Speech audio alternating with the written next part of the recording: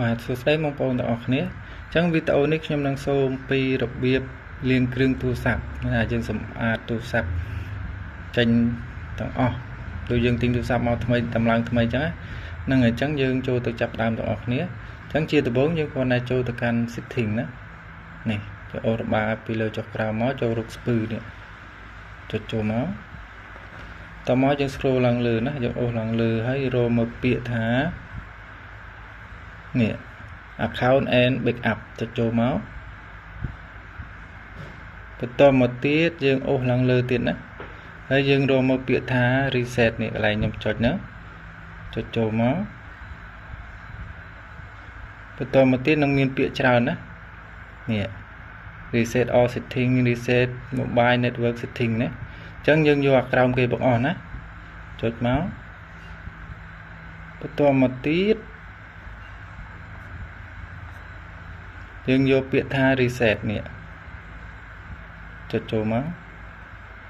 ញ្ចឹងបើសិនជាទូរស័ព្ទយើងដាក់លេខរហ័សឬក៏ scan កញ្ចក់ដៃគឺយើង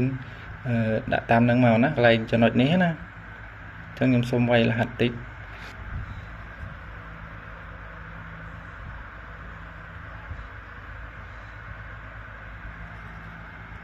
បន្ទាប់មកនឹងចេញពាក្យថា delete all នេះឃើញទេអញ្ចឹងយើងចុចពាក្យថា delete all មកដើម្បីធ្វើការលាងគ្រឿងអញ្ចឹងនេះ setting down អញ្ចឹងទូរស័ព្ទនេះគឺយីហោ Samsung អញ្ចឹងនៅពេលលុតគ្រឿងអញ្ចឹងគឺយើងធ្វើការរងចាំសិនណារហូតតតែទូរស័ព្ទនឹងដំណើរការរួចរាល់ណាយើងកុំធ្វើអីទាំងអស់ទុកចោលទៅប្រហែលជាប្រហែល15នាទីទៅ20នាទីណាគឺរួចរាល់នេះលោតចឹងរហូតនេះហ៎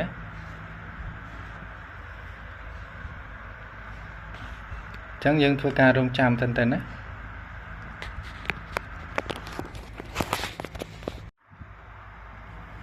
ចឹងណាកន្លែង Galaxy or Android device នេះបើសិនជាយើងយក account យើងទៅប្រើនៅក្នុងប្រភេទ Android ឬក៏ iPhone or iPad ហ្នឹងណាបើយើងមានទូរស័ព្ទច្រើនគ្រឿងណាតែខ្ញុំអត់ទេខ្ញុំយកជំរើសខាងក្រោម set up manually ខ្ញុំអានអង់គ្លេសអត់ទៅច្បាស់ដែរទេណាអង់គ្លេសខ្ញុំមានកម្រិតណានៅមានកម្រិតឡើយទេខ្ញុំមិនសូវចេះដែរទេអញ្ចឹងយើងយកក្រៅមកនេះអញ្ចឹងយើងធ្វើការស៊ើយរក Wi-Fi ហ្នឹងហើយអញ្ចឹងខ្ញុំស៊ើយរក Wi-Fi ហើយនេះហ្នឹងហើយអញ្ចឹង Wi-Fi មានច្រើនណាអញ្ចឹងខ្ញុំយក Oppo A76 នេះខ្ញុំចាប់ Wi-Fi នេះហ្នឹងហើយអញ្ចឹងខ្ញុំសុំវាយ password តិចទៅ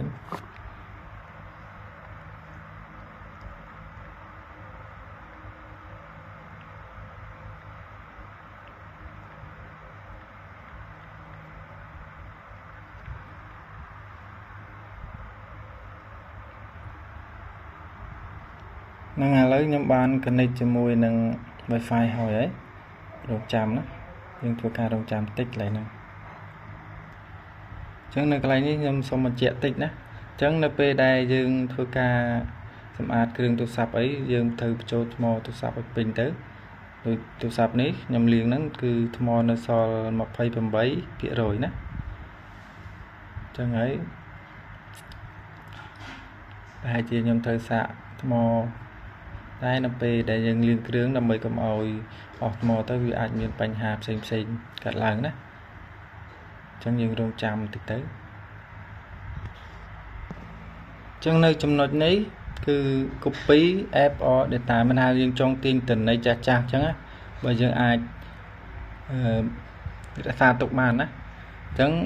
បើសិនជាយើងអត់ចង់ទេយើងចុចពាក្យថា don't copy បើយើងចង់យើងចុចពាក្យថា next អញ្ចឹងខ្ញុំយកពាក្យថា don't copy អត់ធ្វើការចម្លងទេណាហ្នឹងហើយទៅទៀតហើយយើង check in information កន្លែងហ្នឹងយើង check អញ្ចឹងយើងរងចាំតិចទៀតទៅអញ្ចឹងមកដល់ចំណុចនេះគឺយើងអាច sign in ជាមួយនឹង Gmail ណាបើយើងមាន Gmail ណាលេខទូរស័ព្ទអីក៏ដោយដែលយើងបង្កើតរួចហើយណាអញ្ចឹងទូរស័ព្ទនេះគឺអត់ទាន់បញ្ចូល Gmail អីទេអញ្ចឹងខ្ញុំសូមយកពាក្យថា skip ហ្នឹងខ្មែរយើងថារំលងណានេះ skip ចោលទៅ យើងចាំពេញតាមក្រោយណាកន្លែងនេះយើងអូសឡើងលើមកនេះ